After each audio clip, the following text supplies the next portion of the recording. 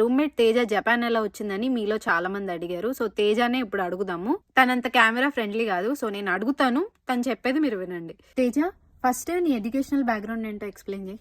నేను బీటెక్ లో ఎలక్ట్రానిక్స్ తీసుకున్నాను, ఈసీ, అండ్ 2021 పాస్డ్ అవుట్. నీ జాబ్ జర్నీ ఏంటో ఎక్స్ప్లెయిన్ చేయి. నాకు ప్లేస్మెంట్స్ లో విప్రో వచ్చింది. విప్రోలో ఒక 2.5 years వర్క్ చేశాను. ఆ తర్వాత ఎసెంచర్ కి షిఫ్ట్ అయ్యాను. ఎసెంచర్ లో ఇప్పుడు 2.5 years ఎక్స్పీరియన్స్ ఉంది. ఓకే, నువ్వు జపాన్ ఎలా వచ్చావు? నీకు ఆపర్చునిటీ ఎలా వచ్చింది? ఎసెంచర్ లో ఏ కంట్రీలో అయినా ఒక చోట వర్క్ చేస్తే అక్కడ నుంచి వేరే కంట్రీకి వేరే ఎంప్లాయీ లాగా షిఫ్ట్ అవ్వడానికి ఛాన్సెస్ ఉంటాయి. దాన్ని జీసీపీ అనే ఒక ప్రోగ్రామ్ ఉంటది. ఆ ప్రోగ్రామ్ మీద ఇప్పుడు నేను ఇండియాలో వర్క్ చేస్తున్నా, వాళ్ళు నన్ను జపాన్ ఎంప్లాయీ లాగా ట్రాన్స్ఫర్ చేశారు. ఓకే, ఇప్పుడు నువ్వు ఏ టెక్నాలజీ మీద వర్క్ చేస్తున్నావు? ఏ డొమైన్ లో ఉన్నావు? నేను సర్వీస్ నౌ టూల్ మీద వర్క్ చేస్తున్నా. ఓకే, ఈ సర్వీస్ నౌ అనేది, ఈ టూల్ అనేది ఇండియాలో ఎట్లుంది డిమాండ్, జపాన్ లో ఎట్లుంది? ఇండియాలో డిమాండ్ చాలా బాగా ఉంది. నిజంగా సర్వీస్ నౌ యూట్యూబ్ లో కూడా నేర్చుకోవచ్చు. యాక్చువల్లీ అలా నేర్చుకున్నా కానీ చాలా మందికి జాబ్స్ వచ్చేస్తున్నాయి. సర్వీస్ నౌ నేర్చుకుంటే చాలు, దానికి బేసిక్స్ తెలిస్తే చాలు జాబ్స్ వచ్చేస్తున్నాయి. ఎందుకంటే దాంట్లో కోడింగ్ ఉండదు, అది లో code no code, so code use చేయరు. సో టూల్ గురించి తెలుసుకొని బేసిక్స్ తెలుసుకున్న జాబ్స్ వచ్చేస్తున్నాయి. అండ్ డిమాండ్ చాలా ఎక్కువ ఉంది.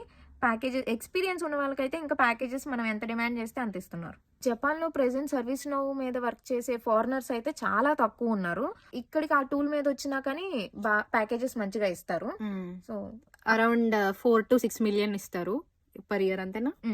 ఎక్స్పీరియన్స్ ఉంటాయి. కాంపిటీషన్ తక్కువ ఉంది కాబట్టి సర్వీస్ నౌ కూడా నేర్చుకొని ఇక్కడికి రావచ్చు. సో ఇప్పుడు బీటెక్ చదువుకునే పిల్లలకు గానీ లేదా ఫ్రెషర్స్ ఎవరైతే ఉంటారో వాళ్ళకి గానీ నువ్వు ఏమన్నా సజెషన్స్ ఇవ్వాలనుకుంటున్నావా?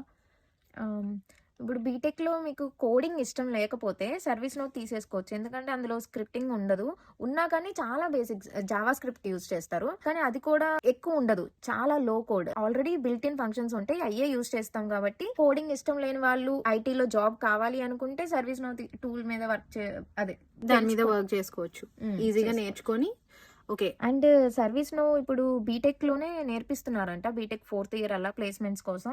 సో ఒకవేళ మీకు ఎవరికైనా నేర్పిస్తుంటే ఛాన్స్ యూజ్ చేసుకొని నేర్చుకుంటే మంచిగా ఆపర్చునిటీస్ అనేవి వస్తాయి. ఇంకా యూట్యూబ్ లో దీనికి సంబంధించిన రీసోర్సెస్ అన్ని కూడా, ఛానల్ పేరు అవన్నీ డిస్క్రిప్షన్ లో మెన్షన్ చేస్తాము. మీకు దీని గురించి ఇంకా ఏదైనా డౌట్స్ ఉంటే కింద కమెంట్స్ లో మెసేజ్ చేయండి, తేజ రిప్లై చేస్తుంది. మరిన్ని వీడియోస్ కోసం లైక్ చేసి ఫాలో అయిపోండి. By by.